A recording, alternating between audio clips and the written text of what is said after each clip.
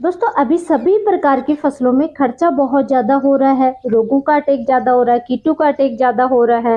Fertiliser अलग अलग तरीके के फर्टिलाइजर यूज करते हैं तो बहुत ज़्यादा महंगे फर्टिलाइजर आते हैं, यानी खर्चा बढ़ रहा है और इनकम कम हो रही है, मुनाफा कम हो रहा है किसानों का।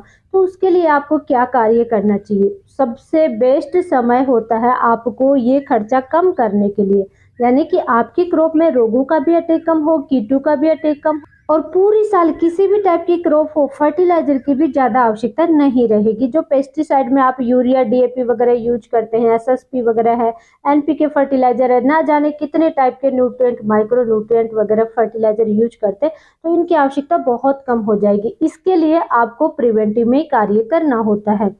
दोस्तों ये देखिए, फसलों की कटाई हो जाती है मार्च और लास्ट अप्रैल तक कटाई हो जाती है। मई जून में किसान मोस्टली फ्री रहते हैं। अगर आप सब्जी वर्गीय खेती जैसे मिर्च टमाटर वगैरह कर रहे हैं तो वो एक अलग बात है, बाकी मोस्टली किसान इस समय फ्री रहते हैं। तो इस समय प्रिवेंटिव 2 महीनों में आपको ऐसा कार्य करना है कि पूरी साल आपकी उपज भी बढ़े और ये जो खर्चा हो रहा है दवाइयों की वजह से, फर्टिलाइजर की वजह से, तो वो खर्चा भी कम हो जाएगा और उपज अच्छी मिलेगी, आपकी सॉइल में सुधार होगा, मिट्टी में उपजाऊपन बढ़ेगा। तो उसके लिए आपको क्या कार्य है? एक ही कार्य है दोस्तों, खेती में सिर्फ एक ही कार्य है जिसकी वजह से आपको बहुत ज़्यादा फायदा देखने को मिलता है और बिल्कुल फ्री है, एक तरीके से बहुत कम ही खर्चा होता है। वो है आपको हरी खाद तैयार करनी चाहिए। हरी खाद आपको तैयार कैसे करनी है, सही तरीका क्या है, परफेक्ट तरीका क्या है, सीड कहाँ से मिलेगा, क्या प्राइस रहेगी, कितने दिन में आपको हरी खाद तैयार हो जाएगी, मिट्टी में क्या क्या इसके फायदे देखने को मिलेंगे, संपूर्ण जानकारी इस वीडियो में शेयर करूंगी। दोस्तों किसी भी टाइप की आप खेती करते हैं ये वीडियो आपके लिए बहुत ज्यादा इंपॉर्टेंट रहने वाला है, तो लास्ट तक आप जरूर बने रहें। नमस्कार दोस्तों, मैं हूं अनीता सिंह, आप देख रहे हैं आपका अपना YouTube channel Indian organic journey. दोस्तों वीडियो शुरू होने से पहले चैनल को सब्सक्राइब जरूर कीजिए और बेल आइकन को प्रेस कीजिए ताकि इसी तरीके की नॉलेजफुल जानकारी आपको सबसे पहले मिलती रहे। तो सबसे पहले दोस्तों कि रोगों को, कीटों को और खरपतवार को भी कंट्रोल करने के लिए और न्यूट्रिशन वैल्यू बढ़ाने के लिए, यानी कि आपके खेत में आपकी जो भी क्रॉप होती है उसकी न्यूट्रिशन वैल्यू अच्छी होगी तो फर्टिलाइजर आपको कम यूज करने होंगे। कितने टाइप के टॉनिक वगैरह यूज करते हैं तो वो भी यूज करने की आवश्यकता नहीं रहेगी। इसके लिए आपको करना है हरी खाद तैयार। हरी खाद तैयार करने के साथ साथ आपको एक काम और करना है। हरी खाद की सबसे पहले दोस्तों मैं बात करूंगी कि आपको 3 साल में कम से कम एक बार जरूर तैयार करनी चाहिए। कोशिश कीजिए कि 1 साल छोड़ के 1 साल यानी 2 साल में ही आप एक बार हरी खाद तैयार करें। अब दोस्तों 2 साल का नाम मैं इसलिए ले रही हूँ कि 2 साल में जैसे आप लगातार सब्जी वर्गीय खेती करते हैं उनमें विल्ट की समस्या, निमेटोड की समस्या, ना जाने कितने टाइप की डिजीज रोगों का अटैक बहुत ज़्यादा देखने को मिलता है, खरपतवार की भी समस्या होती है। तो इन सब को कंट्रोल करने के लिए जब भी आपके प्लॉट खाली हो, मई जून में, स्पेशली मई जून में ही काम करना है। जब भी खाली हो जाए तो 30 दिन के लिए गहरी जुताई करके छोड़ देना है। जितने भी बैक्टीरिया हैं, रूट नॉट, निमेटोड की समस्या आती है, हानिकारक फंगस है, सब कंट्रोल हो जाएंगे, सब किल हो जाते हैं तेज गर्मी की वजह से। तो ये काम करना है 1 साल। 1 साल फिर आपको क्या करना है? हरी खाद तैयार करनी है मई जून में, क्योंकि मोस्टली किसान फ्री रहते हैं और हरी खाद तो साल भर में आप कभी भी तैयार कर सकते हैं। तो रोगों से भी कंट्रोल होगा और हरी खाद से न्यूट्रिशन वैल्यू भी बढ़ जाएगी, मिट्टी में उपजाऊपन बढ़ जाएगा, तो आपकी खर्चा बहुत कम हो जाएगा, रोगों का भी अटैक नहीं होगा और साथ ही फर्टिलाइजर, जो पेस्टिसाइड में फर्टिलाइजर महंगे महंगे आप परचेज करते हैं उनकी भी आवश्यकता नहीं रहेगी या बहुत कम आवश्यकता रहेगी और धीरे धीरे मिट्टी में इतना सुधार हो जाता है कि आपको आवश्यकता ही नहीं लगेगी। अब दोस्तों की हरी खाद के लिए कौन सी क्रॉप आपको सबसे बेस्ट रहेगी, कौन सी क्रॉप में से आपको बुआई करनी चाहिए? तो हरी खाद के लिए आप दलहनी फसलों का यूज करेंगे। दलहनी फसलों में बेचा, गवार, लोबिया, मूंग, उड़द, सनई, बरसीम, इन क्रॉप में से आप किसी की भी बुआई कर सकते हैं। लेकिन अगर आपकी मिट्टी किसी भी टाइप की है, पानी कम ज़्यादा है या फिर मिट्टी का हाई पीएच है, लो पीएच है, यानी अम्लीय मिट्टी है, क्षारीय मिट्टी है, किसी भी टाइप की मिट्टी के लिए पानी कम है या ज़्यादा है, किसी भी टाइप के पानी के लिए सबसे बेस्ट और अधिक से अधिक न्यूट्रिशन वैल्यू बढ़ाने वाला वो है दोस्तों ढेंचा।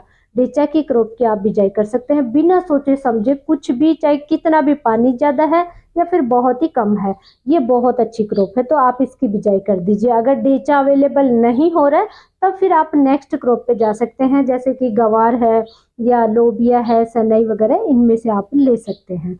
लेकिन अगर 2 या 3 साल में करते तो ढेंचा, अभी जैसे गवर्नमेंट की स्कीम के तहत भी इसका सीड अवेलेबल होने लगा है, तो कोऑपरेटिव सोसाइटी वगैरह से आप परचेज करते हैं तो मात्र इसकी प्राइस 15 से 20 रुपए या 14-15 रुपए में अवेलेबल हो जाता है। आपको अगर गवर्नमेंट की तरफ से नहीं मिल पा रहा है तो मार्केट में भी इसकी प्राइस बहुत ज़्यादा नहीं है, 50 रुपए के 50 से 60 रुपए पर केजी आसानी से अवेलेबल हो जाता है। किसी भी फर्टिलाइजर शॉप से या जो सीड वगैरह की शॉप होते हैं उनसे परचेज कर सकते हैं, या ऑनलाइन भी इसको अमेजोन वगैरह से ऑर्डर आप कर सकते हैं। तो ये बेस्ट है ढेंचा की आप क्रॉप लगाइए। ढेंचा की अगर आप क्रॉप ले रहे हैं हरी खाद के लिए तो सीड की आवश्यकता रहेगी आपको 15 केजी 1 एकड़ के हिसाब से। अगर आप 15 से 16-17 केजी भी करते हैं तो भी इसकी आपको कोई साइड इफेक्ट नहीं बल्कि बहुत ही अच्छा बेनिफिट ही देखने को मिलेगा, क्योंकि आप इससे प्रोडक्शन नहीं ले रहे, हरी खाद तैयार कर रहे हैं। तो आप 15 केजी मिनिमम रखिए, 15 से आप 16-17 केजी भी जा सकते हैं।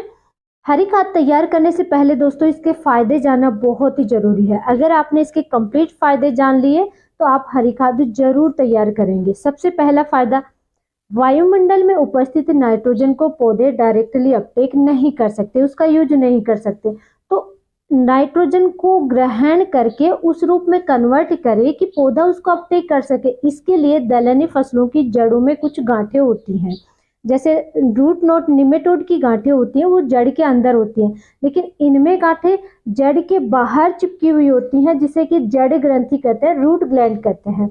इसमें होता है, इन गांठों में होता है राइजोबियम बैक्टीरिया।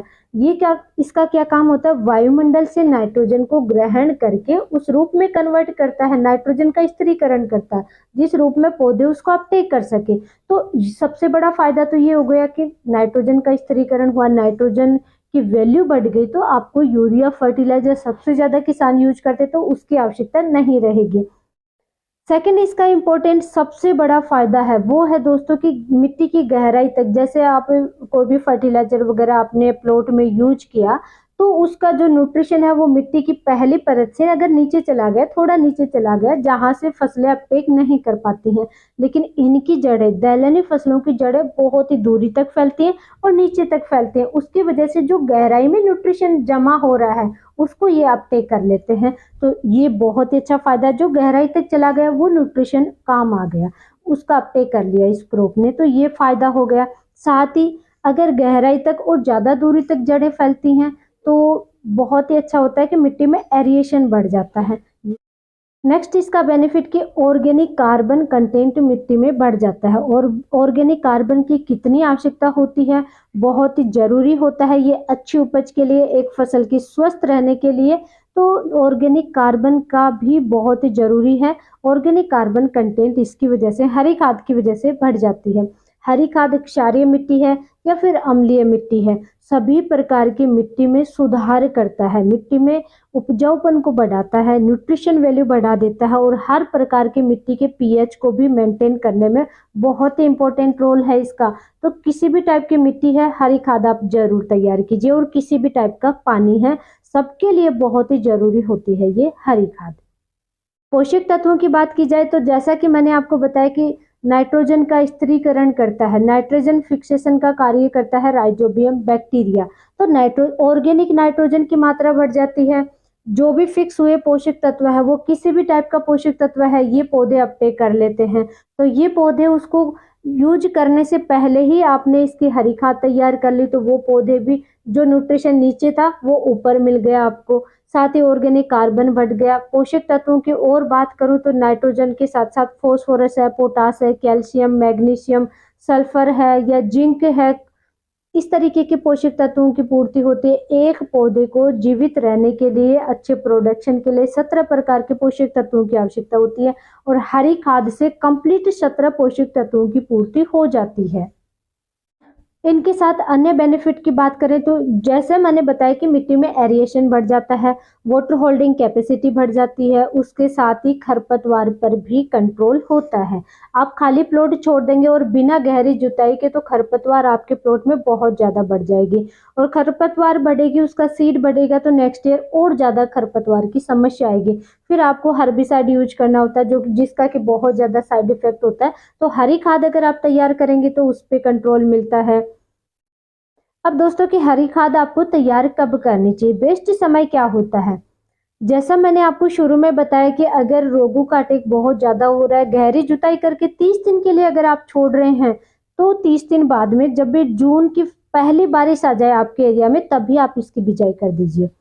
लेकिन अगर आप खाली प्लॉट नहीं छोड़ रहे हैं तो फिर आप अभी बिजाई कर दीजिए गर्मियों में। लेकिन आपको हो सकता है 1-2 पानी की आवश्यकता हो जाए इसमें, क्योंकि गर्मियों जून में बहुत ज़्यादा हाई टेम्परेचर रहता है। गर्मियों के समय में वैसे डेचा को बहुत कम पानी की आवश्यकता होती है, लेकिन फिर भी आवश्यकता पड़ सकती है। इसलिए आप या तो जून की फर्स्ट बारिश के बाद में कीजिए, अगर पानी है तो फिर आप अभी कर दीजिए, बेस्ट समय होता है। बिजाई के कितने दिन बाद में इसको मिट्टी में मिलाना बेस्ट रहेगा, यानी हरी खाद बन करके कितने दिन में तैयार हो जाएगी।